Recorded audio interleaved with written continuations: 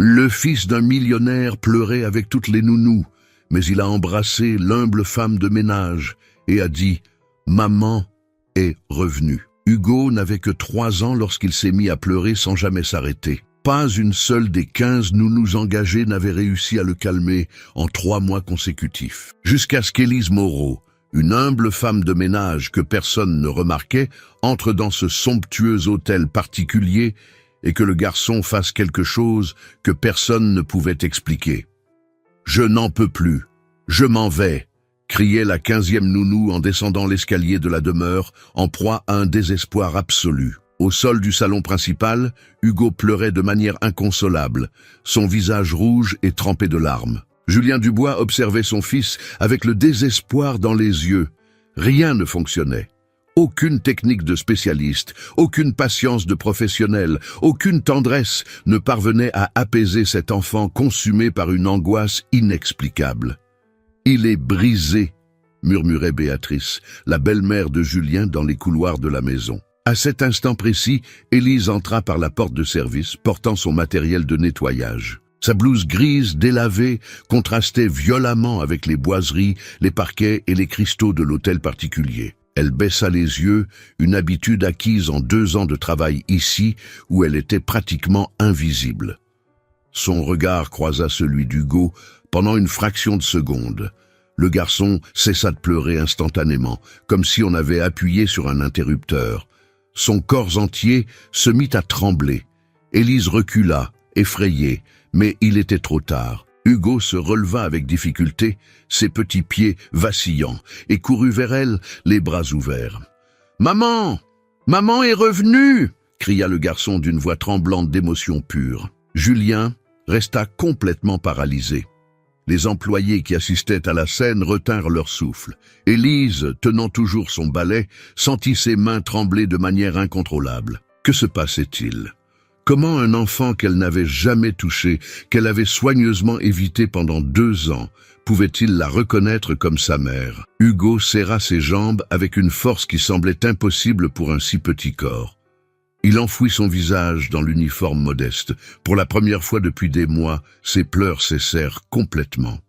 Il se contentait de respirer profondément, comme s'il exhalait 3 années entières d'angoisse dans cette unique étreinte. Julien s'approcha lentement, incapable de comprendre ce qu'il voyait. Comment était-ce possible?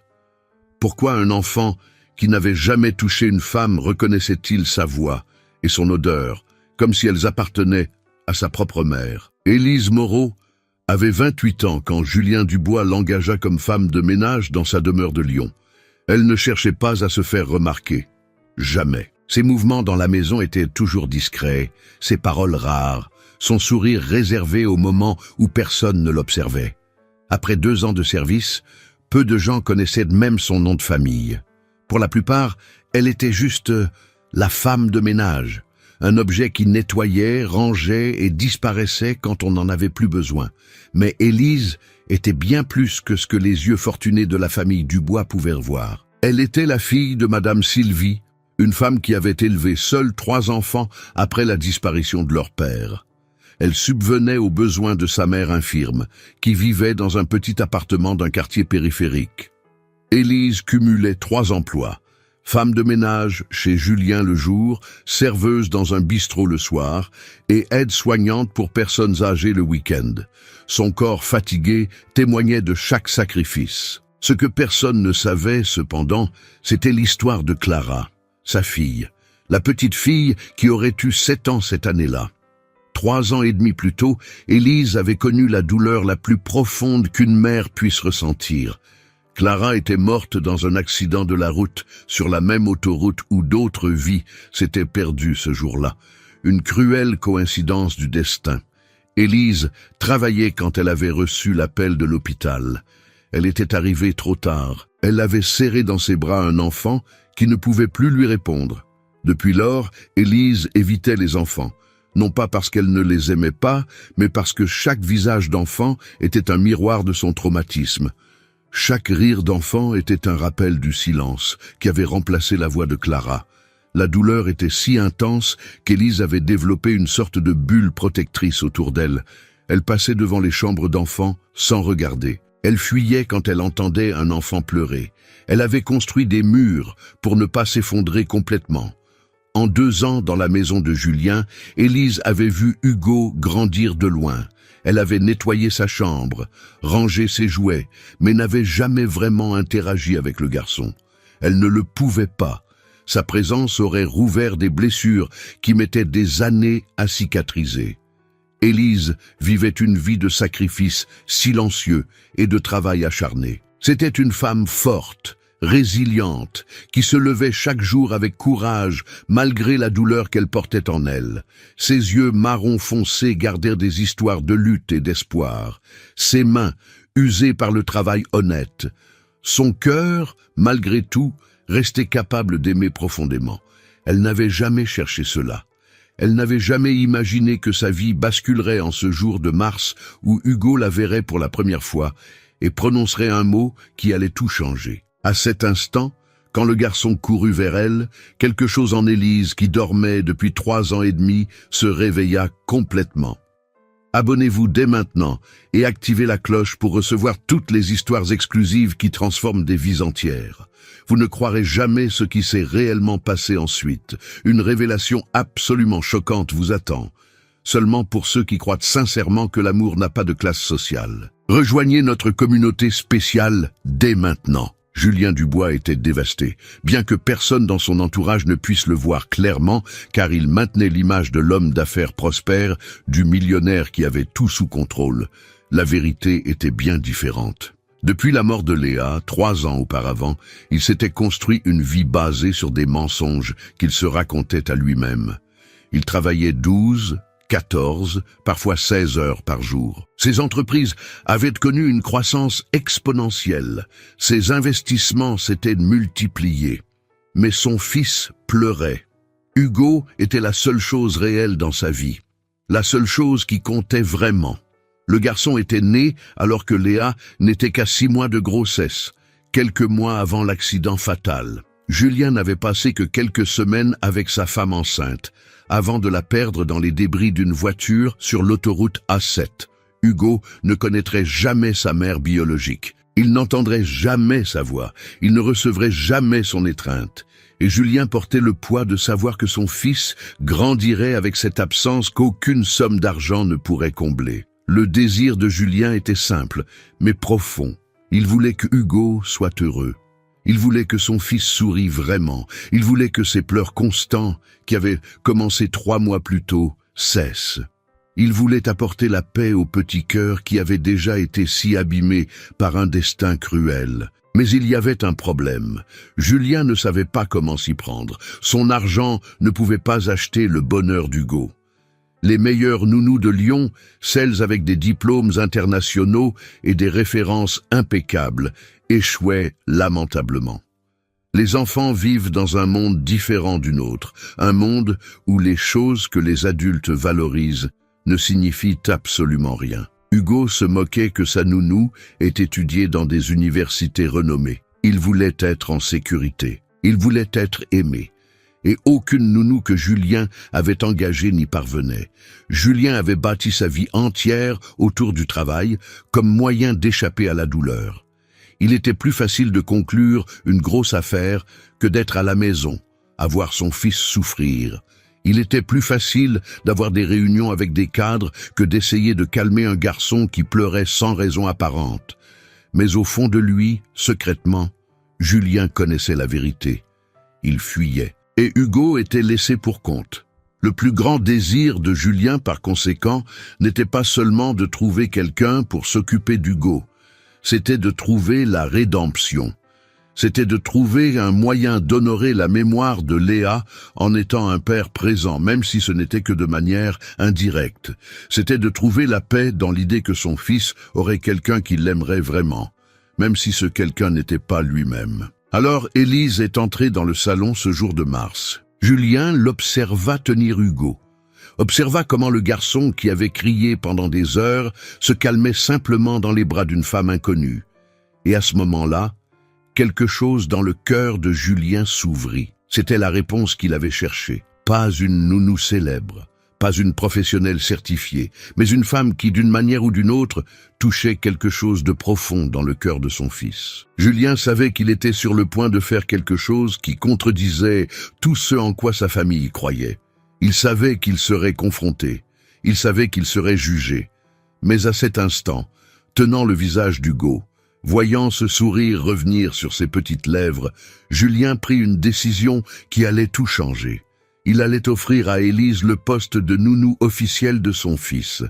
Et en le faisant, il réalisa que ses propres mains tremblaient. Pas à cause de la décision elle-même, mais parce que pour la première fois en 3 ans, Julien Dubois ressentit quelque chose qu'il avait oublié qu'il était possible de ressentir. L'espoir. Mais la réalité frappa à la porte de Julien Dubois plus vite qu'il n'aurait pu l'imaginer. Le soir même, assis dans son bureau sur 2 étages avec vue sur Lyon, il reçut un appel de Béatrice, sa belle-mère. Sa voix était froide, contrôlée, mais portait ce ton d'autorité que Julien avait appris à reconnaître comme un avertissement. « Nous devons parler de cette femme », dit Béatrice, sans même dire bonsoir. « Demain, à la maison, j'amènerai Mathieu aussi. » Julien sentit son estomac se nouer. Il savait exactement de quoi Béatrice voulait parler. Quelqu'un avait vu Élise tenir Hugo, et la nouvelle s'était déjà répandue dans le réseau de contacts de la famille. Et ce n'était pas une nouvelle que la famille Dubois accueillerait avec joie. Le lendemain, Béatrice arriva avec Mathieu et sa femme Chloé. Ils prirent le café dans le salon principal, pendant qu'Hugo dormait, enfin en paix, pour la première fois depuis des mois. Béatrice commença rapidement, son ton aussi tranchant qu'une lame. « Julien, as-tu perdu la tête ?» demanda-t-elle, ses yeux embués par un sentiment qui pouvait être une inquiétude sincère ou une colère bien déguisée. « Une femme de ménage, comme nounou pour Hugo, l'héritier des Dubois ?» Mathieu, l'avocat de la famille, se pencha en avant avec son style professionnel. « Légalement, tu peux faire ce que tu veux. C'est ton fils et ton argent. Mais familialement, tu comprends que c'est un affront, n'est-ce pas ?» Julien tenta d'expliquer la connexion impossible entre Hugo et Élise. Comment le garçon avait cessé de pleurer. Comment, pour la première fois depuis des mois, son fils avait dormi paisiblement. Mais ces mots tombèrent dans des oreilles qui ne voulaient pas entendre. « Elle veut te monter un coup », murmura Chloé, la cousine mondaine, avec ce ton d'assurance que les gens privilégiés utilisent lorsqu'ils jugent les autres. « Elle sait probablement que tu es riche et veuf. Elle veut se rapprocher d'Hugo pour se rendre essentielle.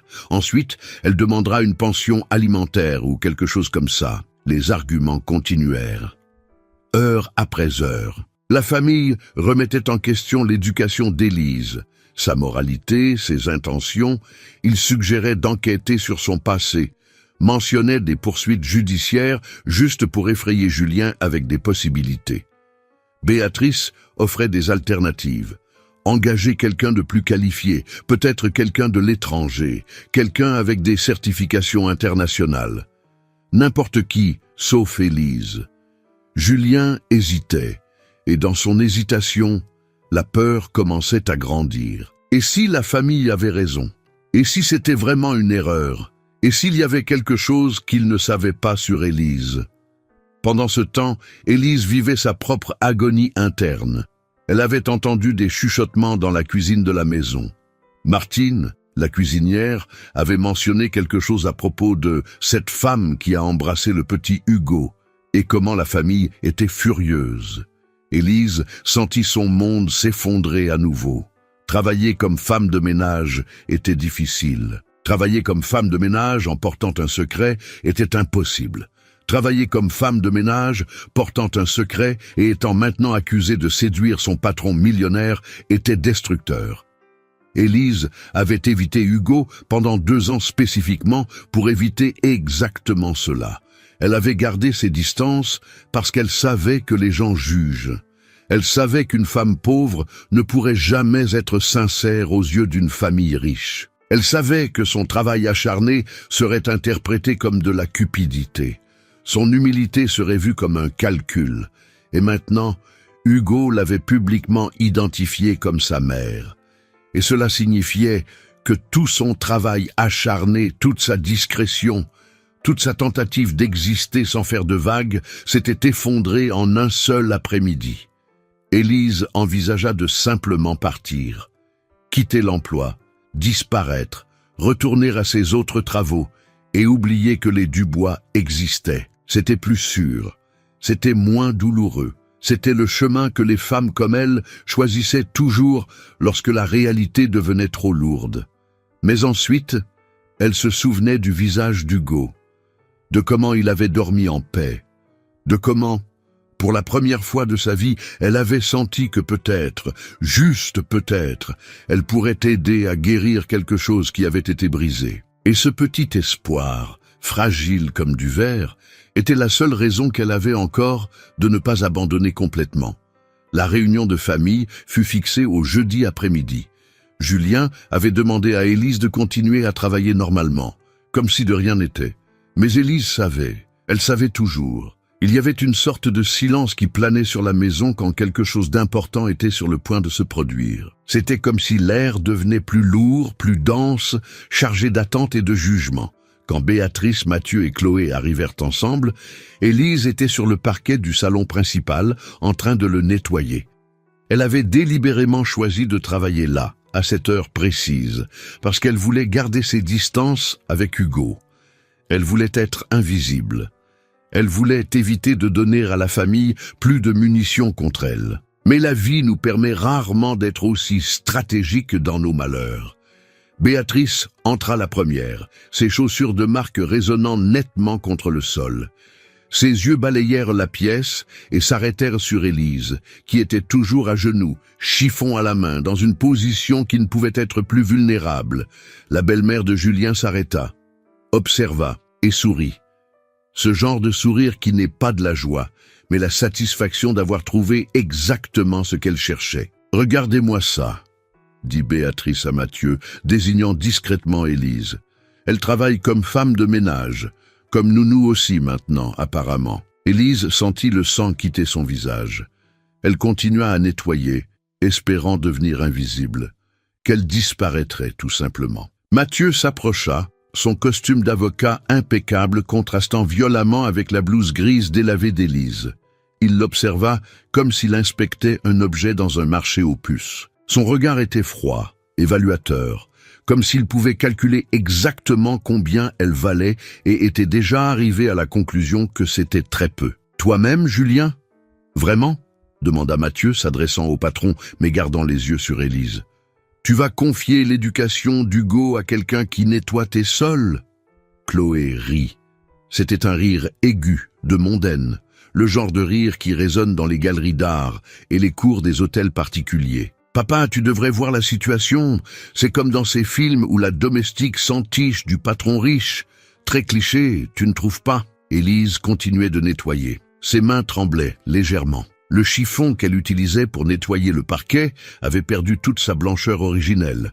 Mais elle le pressait contre le sol comme s'il y avait une saleté qui ne pourrait jamais être complètement enlevée. « Tu as certainement enquêté sur ses antécédents ?» questionna Béatrice, sa voix distillant une méfiance pure. « Savons-nous où elle vit? Avec qui? Si elle a un casier judiciaire? Quoi que ce soit ?» Julien commença à parler, mais Béatrice l'interrompit. Parce que, franchement, n'importe qui sort de nulle part, qui parvient à conquérir ton fils juste en le tenant une fois, qui réussit à faire cesser instantanément les pleurs d'un garçon qui pleurait de manière incontrôlable, ça soulève des drapeaux rouges. Julien, de grands drapeaux rouges. Le silence qui suivit fut assourdissant. Élise restait immobile, ayant complètement cessé de nettoyer. Son corps s'était figé dans une attitude de résignation absolue. Mathieu s'assit dans le canapé en cuir italien, croisant les jambes comme s'il était à l'aise sur le siège du juge. D'un point de vue légal, tu peux faire ce que tu veux avec ton fils. Mais il y a des questions de responsabilité, de sécurité, d'antécédents qui doivent être vérifiés. J'imagine que tu n'as rien fait de tout cela avec elle. Il n'avait même pas prononcé le nom d'Élise. Il l'avait juste désignée d'un signe de tête, comme si elle était un objet qui ne méritait pas d'être nommé. Chloé se pencha et ramassa un fil qu'elle avait trouvé sur le sol. Elle fit une grimace. Sérieusement, l'endroit n'est même pas si propre. Comment peux-tu confier Hugo à quelqu'un comme ça? Élise sentit ses ongles s'enfoncer dans la paume de sa main. Elle avait nettoyé cette pièce 3 fois ce jour-là. Elle avait passé le balai, la serpillière et même un produit spécial.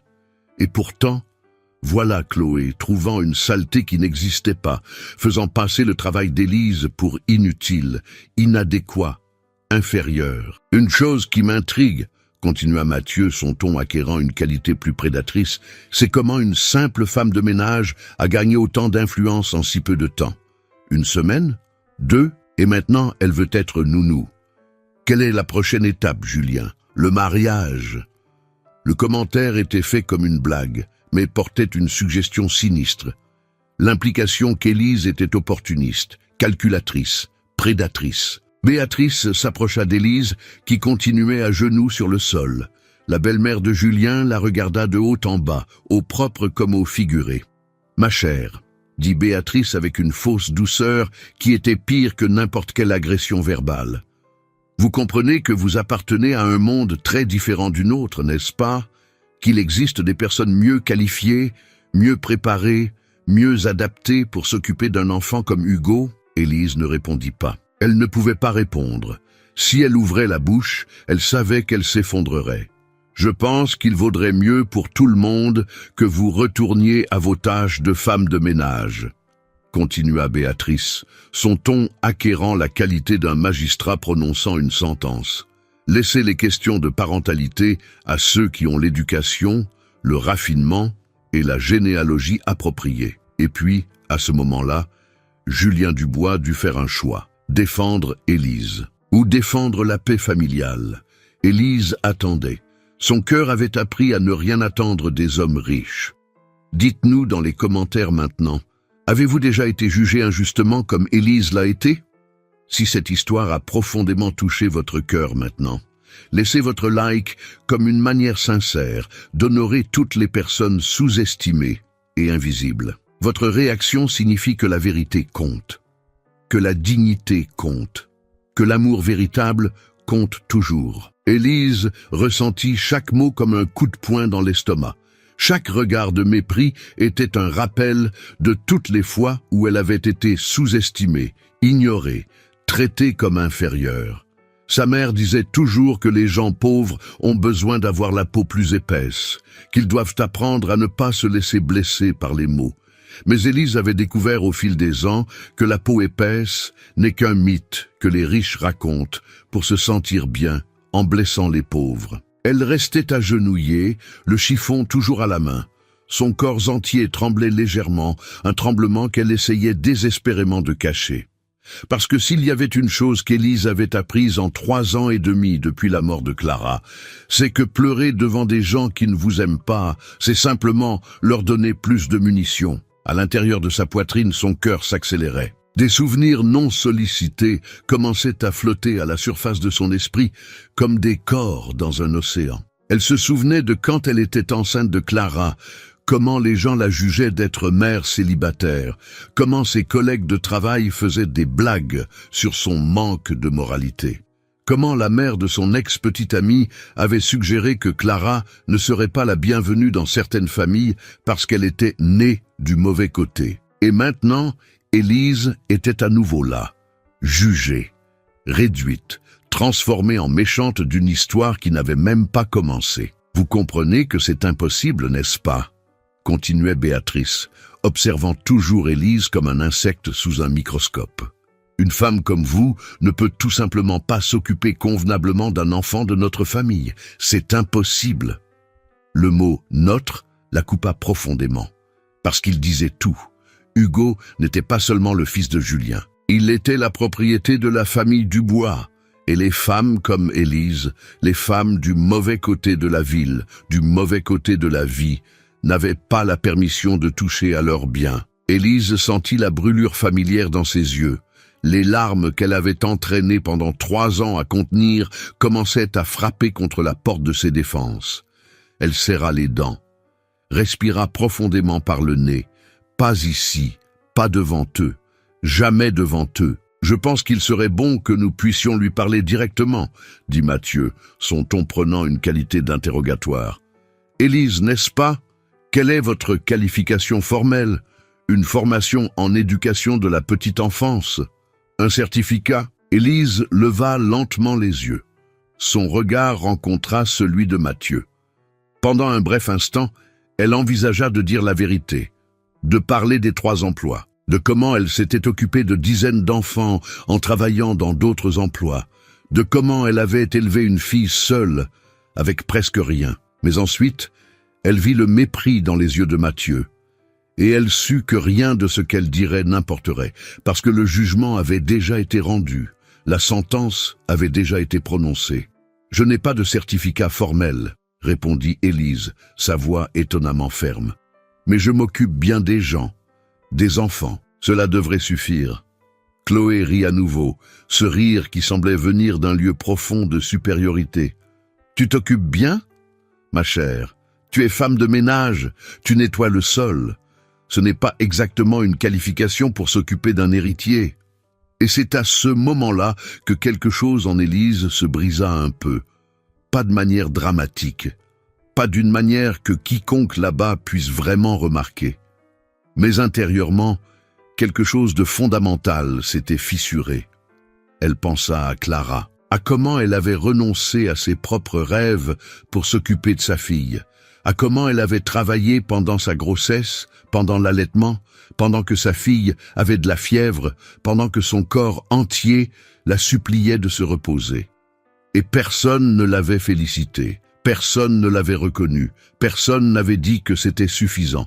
Et puis Clara est morte, et tout cela n'avait servi à rien. Élise se releva lentement, ses genoux protestants. Elle était sur le point de parler quand elle entendit la voix de Julien, enfin.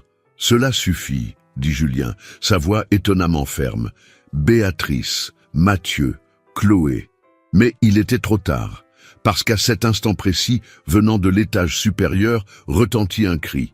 Le cri spécifique d'un enfant en détresse, le cri d'Hugo. Le garçon s'était réveillé de son sommeil, et il cherchait Élise. Tout le monde dans la pièce se figea. Le son était impossible à ignorer. C'était l'appel d'un enfant traumatisé cherchant la seule personne qui pouvait le calmer. Béatrice se tourna vers Julien. « Va voir ton fils. Nous allons discuter. » Mais Élise avait déjà commencé à monter l'escalier. Ses pieds bougeaient automatiquement, sans attendre la permission de personne, parce qu'il y avait quelque chose de plus grand que son humiliation. Il y avait le besoin d'un enfant. Quand Élise arriva dans la chambre, Hugo était assis sur le lit, son visage trempé de larmes. En la voyant, il tendit les bras. Élise le prit. Sécurité, amour, confort, tout ce dont Hugo avait besoin et tout ce qu'Élise savait donner. Et dans cette étreinte, entre un enfant qui avait perdu sa mère et une femme qui avait perdu sa fille, quelque chose commença à germer. Ce n'était pas le pardon, mais c'était la possibilité. Élise serra Hugo contre sa poitrine, tandis qu'elle redescendait dans le salon principal. L'enfant s'était finalement endormi, son petit corps détendu dans les bras qu'il avait appris à reconnaître instinctivement. Julien l'observait depuis la porte, ses yeux trahissant une émotion qu'il tentait désespérément de contrôler. Béatrice, Mathieu et Chloé étaient toujours là, leurs expressions variant entre incertitude et frustration. « Pouvons-nous parler ?» demanda Élise, sa voix étonnamment ferme. « En privé, vous tous. » Il y avait quelque chose dans son ton qui fit bouger Julien immédiatement. Il conduisit Élise vers le petit salon, le même où il avait reçu la nouvelle de la mort de Léa des années auparavant. Béatrice le suivit à contre-cœur, avec Mathieu et Chloé juste derrière. Élise déposa soigneusement Hugo sur le canapé, l'entourant de coussins pour qu'il ne tombe pas pendant son sommeil. Puis elle se tourna vers les Dubois. Son corps entier tremblait, mais son regard était direct. C'était comme si toute la pression accumulée en 3 ans et demi trouvait enfin une soupape de sécurité. « Il y a 3 ans et demi, » commença Élise, sa voix basse mais cristalline. « Je conduisais sur l'autoroute A7. Je rentrais du travail. Il était environ 19h30. Julien sentit l'air lui manquer. « J'ai vu l'accident, » continua Élise. « J'ai vu la voiture bleue qui a percuté le côté. J'ai vu le verre voler en éclats. J'ai arrêté ma voiture et j'ai couru. J'ai été l'une des premières personnes à arriver sur les lieux. Béatrice bougea mal à l'aise. Mathieu se pencha en avant.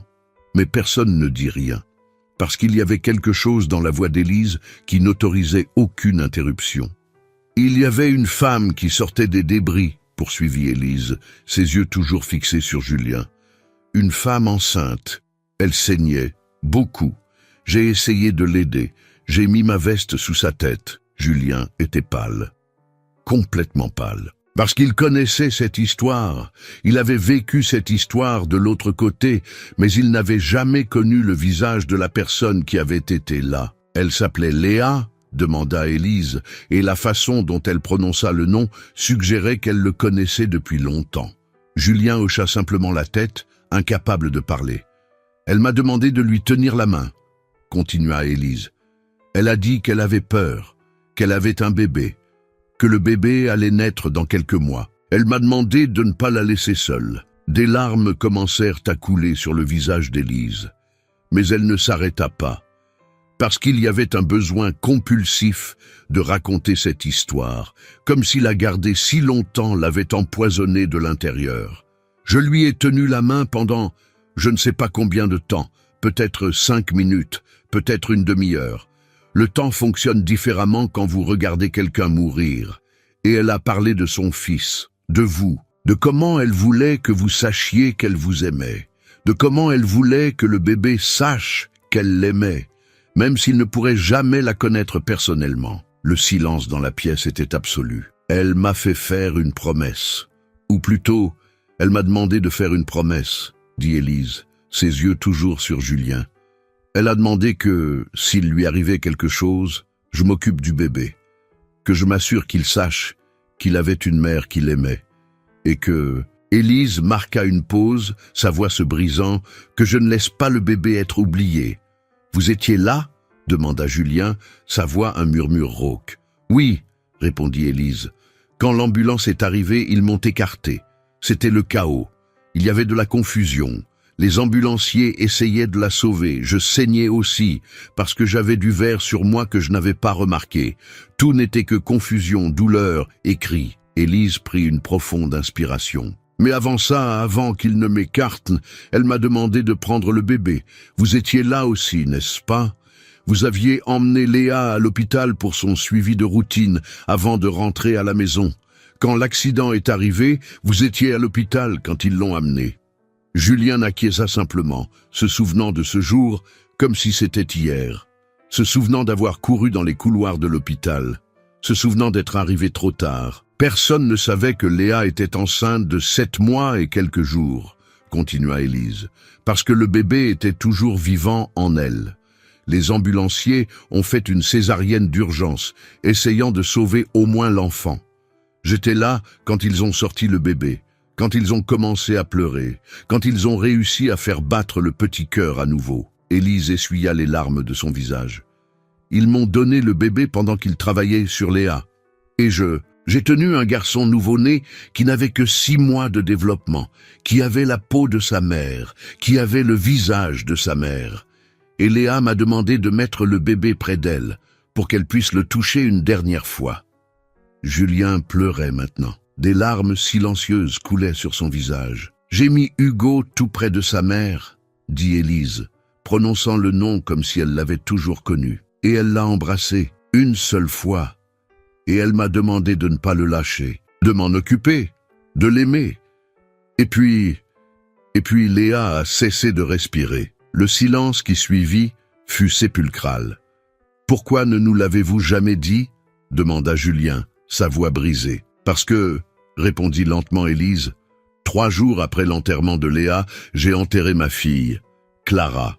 Elle avait 3 ans, morte dans un accident sur la même autoroute, dans le même hôpital. Et je ne pouvais pas être près d'Hugo. Je ne pouvais être près d'aucun enfant, parce que chacun était un miroir de ma propre perte. Élise regarda Julien. Mais ce bébé que j'ai tenu dans mes bras il y a 3 ans et demi, ce bébé que sa mère m'a demandé d'aimer, il a finalement retrouvé le chemin vers moi.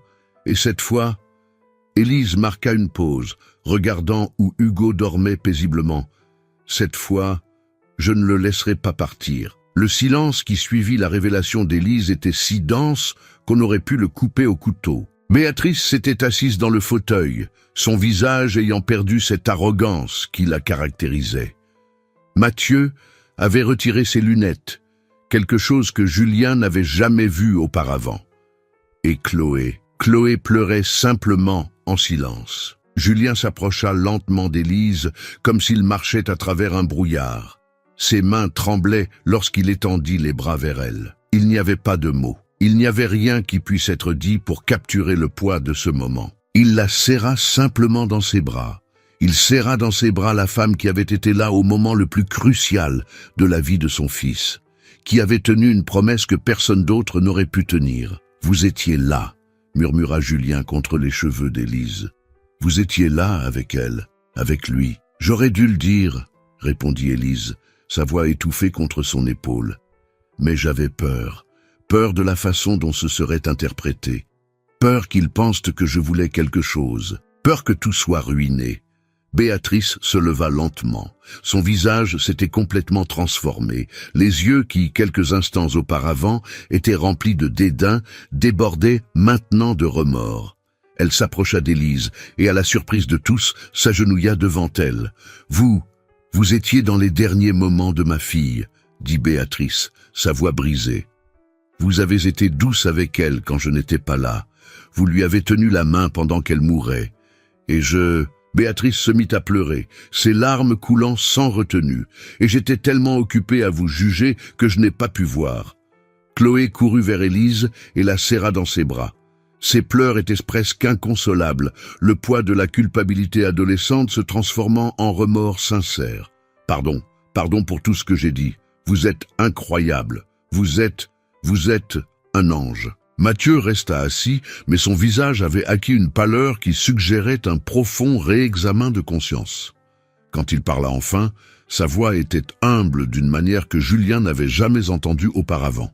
« Vous avez tenu la promesse, » dit simplement Mathieu. « Pendant 3 ans, vous avez tenu une promesse que personne d'autre n'aurait pu tenir. » Un des agents de sécurité, François, était entré dans la pièce à ce moment-là, probablement alerté par le silence inhabituel. En voyant Élise entourée de la famille Dubois dans un état de désespoir collectif, il se retira discrètement, mais non sans échanger un regard significatif avec la femme qu'il avait vue être humiliée moins d'1 heure auparavant. Julien conduisit tout le monde dans le salon principal.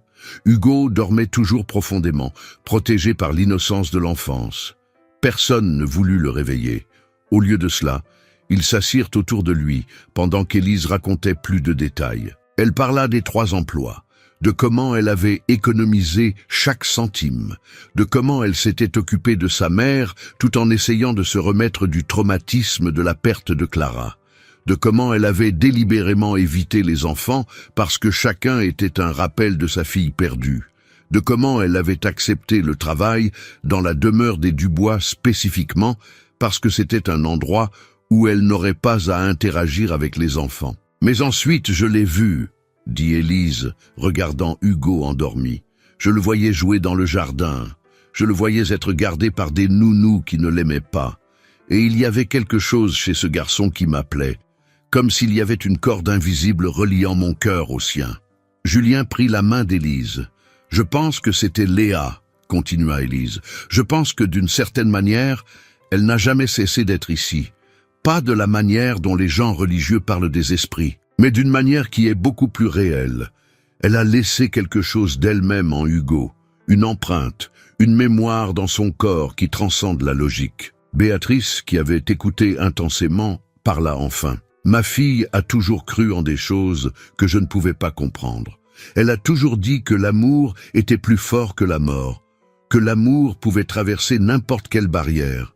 Et elle avait raison, » dit doucement Élise. Mathieu se leva et commença à marcher vers la porte. « Je vais passer quelques appels, » dit-il. « Je vais enquêter sur ces dossiers d'accident. Je vais trouver la documentation officielle prouvant que vous étiez là. Je vais m'assurer que tout soit correctement enregistré et reconnu. » Sa voix avait acquis ce ton d'avocat déterminé, mais cette fois, elle était utilisée pour la vraie justice. Chloé, tenant toujours la main d'Élise, murmura « Vous allez rester, n'est-ce pas ? Vous allez vous occuper d'Hugo ?» Élise regarda Julien, et Julien regarda Élise. Dans ce regard, il y avait de la compréhension, il y avait de l'acceptation, il y avait le début de quelque chose qui transcendait la simple relation patron-employé. C'était un partenariat sacré. Deux personnes qui avaient été brisées par le même événement, trouvant maintenant la possibilité de guérir, l'une à travers l'autre. « Oui, répondit Élise, je vais rester, pas comme femme de ménage, pas comme nounou, comme quelqu'un qui a fait une promesse, comme quelqu'un qui aime ce garçon. » Béatrice s'approcha d'Élise une dernière fois.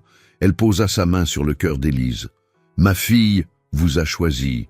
Dans les dernières secondes de sa vie, elle vous a choisi. Il n'y a pas de plus grand honneur que cela. Bienvenue dans la famille Dubois, Élise Moreau. » Et à ce moment-là, quelque chose changea fondamentalement. Pas seulement dans la maison, mais dans le destin de 3 personnes qui avaient été réécrits par un unique acte de bonté 3 ans et demi auparavant. La nuit tombait sur Lyon, alors que la vérité trouvait enfin son chemin vers la lumière. Les jours qui suivirent furent une transformation silencieuse, mais profonde. Élise se levait tôt, préparait le petit déjeuner et attendait qu'Hugo descende les escaliers. Le garçon avait changé. Il y avait une paix dans ses yeux, qui n'y était pas auparavant. Une confiance, le sentiment que finalement, après 3 ans de recherche désespérée, il avait trouvé ce qu'il cherchait. Julien observait tout de loin, laissant Élise faire son travail. Mais pour la première fois en 3 ans, il était vraiment présent. Il ne travaillait pas dans son bureau pendant que Hugo dormait. Il ne faisait pas semblant d'être heureux pendant que son fils pleurait. Julien était là, vraiment, entièrement. Une semaine après la révélation d'Élise, Julien la trouva dans le jardin de la maison, où elle avait planté des fleurs avec Hugo. Le garçon courait autour des plantes, riant, tandis qu'Élise supervisait ses efforts enfantins. « Tu dois mettre ta main plus profondément dans la terre », instruisait Élise, montrant à Hugo comment enterrer correctement les graines. « Comme ça, elles comprennent que tu t'en soucies, que tu veux qu'elles poussent. » Hugo imitait ses mouvements, sa petite langue sortie en signe de concentration pure. Quand il réussissait enfin à enterrer la graine correctement, son visage explosait de joie. « Maman, j'ai réussi, j'ai réussi !» Julien sentit quelque chose se briser et se reconstruire à l'intérieur de sa poitrine simultanément, parce qu'Hugo appelait Élise « maman ». Et cette fois, ce n'était pas parce qu'il ne comprenait pas la mort. C'était parce qu'il avait reconnu l'amour véritable. Élise sentit Julien s'approcher et se retourna. Ses yeux rencontrèrent les siens. Et dans ce regard, il y avait une compréhension silencieuse de tout ce qui s'était passé, de tout ce qui avait été perdu, de tout ce qui avait été retrouvé. « Il va mieux », dit simplement Julien. « Il est en sécurité », répondit Élise. « Enfin en sécurité. » Ce soir-là, Élise s'assit avec Julien dans le salon principal après que Hugo se soit endormi. C'était la première fois depuis des jours qu'ils étaient seuls. Il y avait une tension dans l'air, mais elle n'était pas inconfortable. C'était le genre de tension qui survient lorsque 2 personnes sont enfin prêtes à affronter la vérité complète de leur vie. « Je dois te dire quelque chose », dit Élise, « sur la raison pour laquelle j'ai vraiment accepté ce travail dans ta maison. Pourquoi, même en travaillant à 3 autres endroits, j'ai accepté d'être femme de ménage ici. » Julien l'observa attentivement. « Dans les premiers mois après la mort de Clara, j'étais brisée, » continua Élise, ses mains tremblant légèrement. « Ma mère voulait que je cherche une aide professionnelle, thérapie, médicaments, mais je ne pouvais pas, parce que je pensais que je ne méritais pas d'aller bien. Je pensais que si j'arrêtais de souffrir, je trahirais la mémoire de ma fille. » Élise prit une profonde inspiration. « Alors j'ai commencé à travailler, beaucoup, obsessivement, comme moyen de m'échapper. Et puis un jour, une cliente pour qui je travaillais a mentionné un travail ici, chez les Dubois, et elle a dit qu'il y avait un petit enfant, mais que je n'aurais pas à travailler près de lui si je ne le voulais pas. Et j'ai pensé que ce serait parfait, un endroit où je pourrais bien gagner ma vie, où je pourrais éviter les enfants, où je pourrais continuer mon cycle d'auto-sabotage. Mais ensuite tu as vu Hugo, compléta Julien. Oui, confirma Élise. Je l'ai vu jouer dans le jardin une fois, et il y avait quelque chose en lui, quelque chose qui m'appelait, et je me suis détesté de ressentir ça, parce que je pensais que cela signifiait que j'oubliais Clara. Élise se mit à pleurer, mais cette fois, c'était un pleur différent. C'était cathartique, c'était la guérison. Mais avec le temps, continua-t-elle, j'ai commencé à comprendre qu'il ne s'agissait pas d'oublier, il s'agissait de transformer la douleur en but. Il s'agissait de prendre quelque chose qui m'avait brisé le cœur et de lui permettre de se briser d'une manière qui puisse être recousue, meilleure qu'avant. Julien tendit sa main. Élise la prit. Et dans ce simple contact, il y avait des décennies de compréhension. « Quand tu m'as dit que tu étais là dans les derniers moments de Léa, » dit Julien, sa voix brûlée par l'émotion, « c'était comme si un morceau de moi qui avait disparu revenait. J'avais passé 3 ans à vivre avec l'incertitude, avec la question de savoir si quelqu'un avait été avec elle, si elle avait souffert seule. Et puis tu m'as montré que non, qu'elle n'était pas seule, que quelqu'un l'avait aimée dans ce dernier moment. Elle t'aimait, dit doucement Élise. Ces derniers mots étaient sur toi, sur Hugo, sur comment elle voulait que vous sachiez tous les deux que vous étiez aimés. Julien pleura. Il pleura comme il n'avait pas pleuré depuis le jour de l'enterrement. Il pleura pour Léa, pour Élise, pour Clara, pour Hugo, pour toutes les années perdues. Mais aussi, pour la première fois, il pleura d'espoir, parce que l'espoir était revenu sous la forme d'une femme qui avait porté une promesse sacrée pendant 3 ans. Dans les jours suivants, Julien apporta des changements à la maison. Il nomma officiellement Élise, gardienne personnelle d'Hugo, avec un salaire qui reflétait sa véritable importance. Il offrit à Élise une chambre plus grande, un espace privé, tout ce dont elle pourrait avoir besoin. Mais ce qu'Élise gagna vraiment, c'était quelque chose que l'argent ne pourrait jamais acheter. Elle gagna une famille. Elle gagna un but. Elle gagna la chance de transformer son deuil en amour. Un soir, Élise coucha Hugo et chanta la même chanson qu'elle avait chantée au bébé nouveau-né 3 ans auparavant. La même chanson que Léa lui avait apprise ce jour terrible. La même chanson qui avait connecté la mère et le fils dans les dernières secondes de la vie de Léa. Hugo dormit en sécurité, aimé, protégé. Et Élise, pour la première fois en 3 ans et demi, dormit sans cauchemar. La nouvelle se répandit dans la demeure des Dubois comme l'eau qui trouve ses fissures naturelles. Martine, la cuisinière qui travaillait pour la famille depuis 2 décennies, fut la première à remarquer le changement. Au petit déjeuner, elle vit Julien manger avec Hugo et Élise, tous riants, vraiment riants. Pour la première fois depuis des années, cette maison n'exhalait pas la tristesse. « Dieu merci !» murmura Martine à François, l'agent de sécurité. « Enfin cet enfant a la paix !» François hocha simplement la tête. Il avait été témoin de tout. Il avait vu Élise être humiliée par la famille, puis élevée au rang d'héroïne. Il avait été témoin de la transformation que seule la vérité pouvait créer. Quand Béatrice arriva à la maison quelques jours plus tard, il y avait des fleurs dans le hall d'entrée. Élise les avait arrangées. Béatrice s'arrêta devant elle un long moment, ses mains tremblant. Elle avait jugé cette femme, elle avait demandé qu'elle soit renvoyée, et cette même femme avait été dans les derniers moments de sa fille. Elle s'agenouilla et commença à pleurer.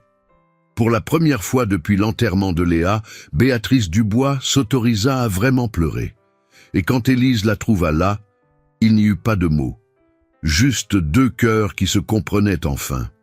Béatrice commença à fréquenter la maison régulièrement, non pas comme la belle-mère qui contrôlait, mais comme la grand-mère qui voulait connaître son petit-fils convenablement. Elle regardait Élise chanter pour Hugo, regardait Julien lire des histoires, regardait la famille qui avait été si brisée commencer à se reconstruire.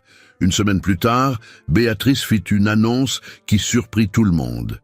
Elle avait créé un fonds au nom de Léa. Un fonds spécifique pour soutenir les mères qui avaient perdu des enfants. Des mères qui, comme Élise, luttèrent contre le deuil tout en essayant de reconstruire leur vie. « Ma fille aurait aimé », dit Béatrice, lors du lancement du fonds, lors d'une conférence de presse privée à la maison. Elle a toujours cru que la meilleure façon d'honorer les morts était d'aimer les vivants. Élise Moreau est la preuve vivante de comment l'amour peut transcender même la mort et le traumatisme. Élise se tenait aux côtés de Béatrice lorsqu'elle fit l'annonce. Pour la première fois, non pas comme femme de ménage, non pas comme employée, mais comme personne, comme une femme qui avait compté. Béatrice la serra dans ses bras devant les journalistes et les caméras capturèrent le moment. En quelques heures, l'histoire commença à voyager sur les réseaux sociaux. Chloé, qui s'était sentie si coupable de ses commentaires cruels, canalisa son influence de mondaine pour promouvoir l'histoire. Elle partagea sur ses réseaux sociaux, où elle avait des centaines de milliers de followers, le récit complet de comment elle s'était trompée, de comment elle avait jugé, de comment elle avait appris l'empathie véritable. « J'étais une personne horrible », écrivit Chloé dans son post viral. « J'ai jugé une femme sur ses vêtements, sur sa profession, sur sa classe sociale, et cette même femme avait été un ange pour ma tante dans ses derniers moments. Cette même femme avait tenu une promesse sacrée pendant 3 ans. Pendant ce temps, j'étais occupé à être superficiel. Si vous lisez ceci, examinez vos préjugés, parce qu'ils pourraient vous aveugler aux anges qui sont autour de vous. » Le post eut plus d'1 million de partages en une semaine. Mathieu, toujours l'homme d'action, mobilisa ses contacts juridiques pour s'assurer qu'Élise soit officiellement reconnue dans les dossiers de l'accident, qu'elle soit témoin, qu'elle soit honorée. Il prépara également des documents légaux qui établissaient Élise comme tutrice d'Hugo s'il arrivait quelque chose à Julien. Non pas par obligation légale, mais par choix. Parce qu'il était devenu clair qu'Élise était autant la mère d'Hugo que n'importe quelle mère biologique aurait pu l'être. Dans l'entreprise de Julien, la transformation fut tout aussi profonde. Lorsque le PDG annonça qu'il avait engagé Élise comme consultante en bien-être et dignité d'entreprise, ses employés échangèrent des regards confus. Mais alors Julien expliqua. « J'ai passé des années à croire que l'argent et le succès étaient ce qui importait, dit-il lors d'une réunion avec ses cadres. Je croyais que la valeur d'une personne pouvait être mesurée par son salaire, son éducation, son pédigré. Et j'avais complètement tort. La personne la plus importante de ma vie maintenant est quelqu'un qui nettoie les sols, quelqu'un qui n'a jamais fréquenté d'université d'élite, quelqu'un qui est une guerrière silencieuse tout en cumulant 3 emplois pour survivre. » Julien regarda directement Élise qui était à ses côtés. Cette femme m'a appris plus sur le courage, l'amour et la dignité que n'importe quel cadre que j'ai jamais rencontré. Et à partir de maintenant, cette entreprise reflètera ses valeurs. Nous allons valoriser les employés. Nous allons bien payer. Nous allons reconnaître que chaque personne qui travaille ici est l'héroïne de sa propre histoire. En 3 mois, l'entreprise de Julien avait mis en œuvre les plus grands changements de politique de travail que l'industrie ait vus. Augmentation de salaire pour les employés de base, programme éducatif gratuit, assistance en santé mentale, reconnaissance publique des employés qui travaillaient depuis plus de 5 ans. Les résultats furent spectaculaires. La rétention des employés augmenta de 87%, la productivité augmenta de 63%. Mais plus important que les chiffres, il y avait de l'humanité, il y avait du respect, il y avait de la dignité. L'histoire d'Élise et d'Hugo commença à apparaître dans des émissions de télévision, dans des magazines, dans des journaux, non pas comme une curiosité sensationnaliste, mais comme une histoire de transformation authentique, de comment une promesse tenue silencieusement par une femme avait réécrit le destin de familles entières. Hugo grandissait en sécurité, aimé, avec 2 pères et 2 mères, avec une grand-mère qui avait appris l'humilité, avec des tantes qui avaient appris l'empathie, avec une entreprise entière qui avait appris que l'humanité comptait, et Élise, qui avait passé 3 ans et demi à porter le deuil en silence, avait enfin trouvé sa place. Non pas comme femme de ménage, mais comme témoin que même les plus grandes tragédies peuvent se transformer en opportunité d'aimer mieux. L'hôtel particulier, qui avait été autrefois un lieu de superficialité et de pouvoir, était devenu un lieu où la vérité régnait, où l'amour était célébré, où la dignité de chaque personne était reconnue. Et tout avait commencé avec un garçon de 3 ans qui avait reconnu sa mère. Et une femme qui avait eu le courage de finalement dire sa vérité. La vérité sur la vie, c'est qu'elle nous offre constamment des opportunités de choisir. À chaque instant, à chaque rencontre, à chaque interaction, nous sommes confrontés à la possibilité de voir les gens tels qu'ils sont réellement ou tels que nos suppositions nous disent qu'ils sont. Et la plupart du temps, nos suppositions sont complètement fausses. Élise Moreau n'était pas seulement une femme de ménage. Julien Dubois n'était pas seulement un riche homme d'affaires. Hugo n'était pas seulement un enfant traumatisé. Et Léa, qui était partie il y a 3 ans, n'était pas partie en vain. Chacun d'eux était un univers complet d'expériences, de douleurs, d'amour et de sens. Quand Béatrice jugea Élise sur ses vêtements, sur ses chaussures usées, sur la façon dont elle nettoyait les sols, elle ne put voir l'héroïne qui était devant elle. Elle ne put voir la femme qui avait porté une promesse sacrée pendant 1095 jours. Elle ne put voir la mère qui avait perdu sa fille et avait pourtant trouvé la force d'aimer le fils d'une autre. Quand Mathieu questionna la qualification d'Élise, il ne put voir que les qualifications les plus importantes ne viennent pas des universités. Elles viennent de l'expérience vécue, elles viennent du courage, elles viennent du sacrifice. Quand Chloé se moqua d'Élise, elle ne put voir qu'elle se moquait de quelqu'un qui avait travaillé à 3 emplois tout en portant un deuil insupportable. Qu'elle se moquait de quelqu'un qui avait aimé quand il aurait été si facile de simplement abandonner. Ce que cette histoire nous enseigne, c'est que le jugement est un luxe que les gens privilégiés s'offrent. Parce que quand vous n'avez jamais vraiment lutté, quand vous n'avez jamais vraiment souffert, il est facile de regarder quelqu'un qui lutte et de penser qu'il ne mérite pas mieux. Il est facile de réduire une personne complexe à une profession, à une classe sociale, à une blouse grise, mais la vérité est bien plus profonde. La vérité est que chaque personne porte des histoires que personne d'autre ne peut voir. Chaque personne lutte contre des démons que personne ne peut comprendre totalement. Et chaque personne a le potentiel d'être un héros ou un méchant, selon la façon dont nous choisissons de la voir. Élise n'a pas cherché la reconnaissance. Elle n'a pas cherché la gratitude. Elle a simplement tenu une promesse faite dans les derniers moments d'une femme qui lui avait confié quelque chose d'infiniment précieux.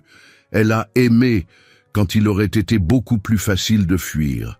Elle est restée fidèle quand personne ne savait qu'elle était fidèle. Elle a été courageuse dans son silence. Et maintenant, après que la vérité a été révélée, nous comprenons que la plus grande vertu n'est pas le pouvoir. Ce n'est pas la richesse. Ce n'est pas l'éducation ou le pédigré. La plus grande vertu est l'humilité. C'est la capacité d'aimer sans attendre de récompense. C'est le courage d'honorer les morts en prenant soin des vivants. Léa, dans les dernières secondes de sa vie, a vu en Élise quelque chose que Julien, Béatrice, Mathieu et Chloé ont mis 3 ans à percevoir. Elle a vu un cœur pur. Elle a vu une femme à qui elle pouvait confier son plus grand trésor, et elle ne s'est pas trompée. La leçon finale de cette histoire est que nous devons cesser de juger sur les apparences. Nous devons cesser de réduire les gens à leur profession ou à leurs revenus. Nous devons apprendre à voir avec les yeux du cœur, parce que lorsque nous faisons cela, nous découvrons que les anges marchent parmi nous. Souvent, ils portent des blouses grises. Souvent, ils nettoient nos sols. Souvent, ils sont si proches de nous que nous ne parvenons presque pas à les voir. Mais si nous prêtons attention, si nous permettons à nos préjugés de tomber, si nous ouvrons nos cœurs à la possibilité que nous sommes constamment entourés d'une bonté que nous méritons de voir, alors, peut-être, juste peut-être, pourrons-nous être transformés. Tout comme Julien a été transformé. Tout comme Béatrice a été transformée. Tout comme chacun qui a entendu cette histoire a été transformé. 6 mois après la révélation d'Élise, Julien créa quelque chose qui allait changer des vies bien au-delà de la demeure des Dubois. L'Institut Léa Silva fut fondé au nom de sa femme et en l'honneur de la fille perdue d'Élise. Mais ce n'était pas seulement un institut ordinaire, c'était un espace dédié aux mères qui avaient perdu des enfants. Un lieu de guérison, de compréhension et de reconstruction. Élise en devint la co-directrice, non pas par obligation contractuelle, mais parce qu'elle avait trouvé son véritable but. Chaque jour, elle recevait des femmes détruites par le deuil, des femmes comme elle l'avaient été 3 ans et demi auparavant. Et elle s'asseyait avec elles, leur tenait la main et murmurait des mots que seule une mère qui avait perdu un enfant pouvait murmurer avec une authenticité véritable. « La douleur ne disparaît pas », disait-elle, « mais vous apprenez à la transformer en amour. Et quand vous faites cela, quand vous échangez la douleur contre un but, vous honorez votre enfant d'une manière qui transcende la mort. » Des centaines de femmes franchirent les portes de l'Institut Léa Silva. Et chacune en sortit différente. Pas complètement guérie, parce que le deuil n'est pas quelque chose qui se guérit, mais transformé, redirigé, capable de vivre à nouveau. Béatrice, qui avait appris l'humilité, devint la plus grande donatrice de l'Institut. Elle y passait ses après-midi, faisant du thé pour les femmes, écoutant leurs histoires, offrant la sagesse qui ne vient qu'avec l'âge et le regret sincère. La belle-mère qui avait jugé Élise si cruellement était devenue son alliée la plus fervente. Mathieu mit en œuvre des changements juridiques dans plusieurs organisations qu'il représentait. Il se mit à lutter pour les droits du travail. Il se mit à défendre les femmes pauvres qui étaient exploitées. Sa carrière juridique acquit une nouvelle signification, parce qu'il avait été témoin que la vraie justice n'est pas seulement une question de loi, c'est une question de dignité humaine. Chloé utilisa sa plateforme sociale pour créer des campagnes sur l'empathie et la rupture des préjugés de classe. Ses posts sur son expérience avec Élise atteignirent des millions de personnes. Elle visitait des écoles, des universités, des entreprises, racontant son histoire sur comment elle avait appris que le jugement rapide est une forme d'ignorance. Hugo grandit en connaissant son histoire, non pas comme un traumatisme, mais comme un héritage d'amour. Julien et Élise l'élevèrent avec la compréhension qu'il y avait 2 mères qu'il aimait, une qui lui avait donné la vie, bien que brièvement, et une autre qui s'était consacrée à tenir la promesse faite à cette première mère. À 6 ans, Hugo visitait la tombe de Clara avec Élise, des fleurs à la main, et écoutant des histoires sur sa sœur de cœur, parce qu'Élise avait décidé que le deuil ne serait pas quelque chose d'enterré, mais quelque chose de célébré, quelque chose qui rendait leur famille unique et vraie. Dans l'entreprise de Julien, la transformation était devenue légendaire. Des employés qui avaient prévu de quitter leur emploi des décennies auparavant trouvaient de la joie au travail. Parce qu'ils étaient vus, ils étaient valorisés, ils étaient honorés en tant qu'êtres humains, pas comme des machines de production. L'histoire d'Élise et d'Hugo était devenue plus qu'une histoire personnelle. C'était un mouvement, un éveil collectif sur la dignité humaine. Des documentaires furent réalisés, des livres furent écrits, mais ce qui importait le plus, c'était que des maisons, à travers Lyon, à travers la France, commençaient à avoir des conversations différentes, des conversations sur les préjugés, sur le jugement, sur la nécessité de voir avec les yeux du cœur. Et tout avait commencé par une promesse faite dans les dernières secondes d'une vie en transition. Une promesse qu'une femme humble avait décidé de tenir non pas pour la reconnaissance, mais parce que c'était la bonne chose à faire. 3 ans plus tard, quand Hugo interrogea Élise sur Léa, elle le serra dans ses bras et murmura « Ta mère est en toi, dans chaque acte de bonté que tu fais, dans chaque cœur que tu touches.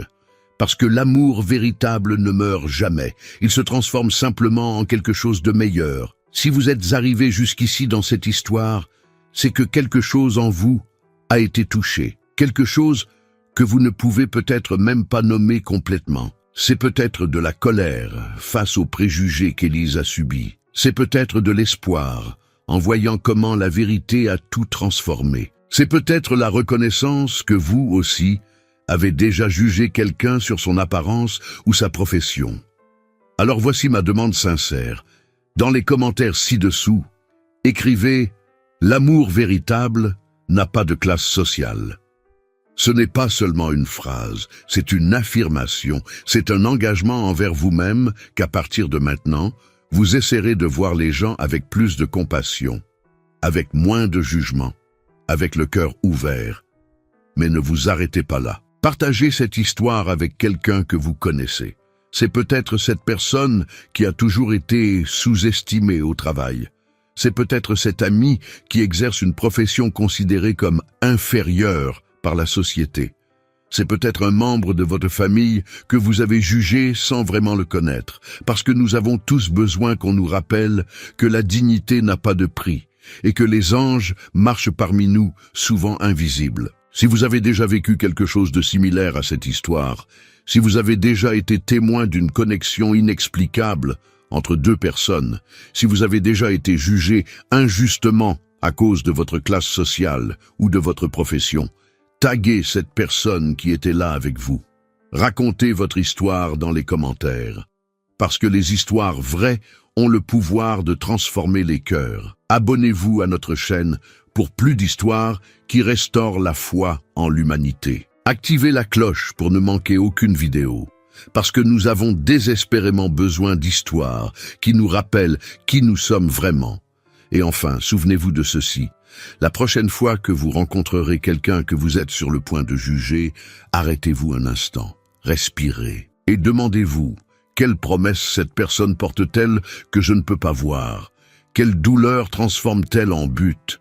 Quel amour offre-t-elle silencieusement? Parce que lorsque nous posons cette question, lorsque nous cessons de juger et commençons à voir, nous découvrons que le monde est beaucoup plus beau que nous le pensions. Élise Moreau a tenu une promesse dans les dernières secondes d'une vie, et elle a changé tout autour d'elle. Quelle promesse pouvez-vous tenir aujourd'hui? Quelle vie pouvez-vous changer?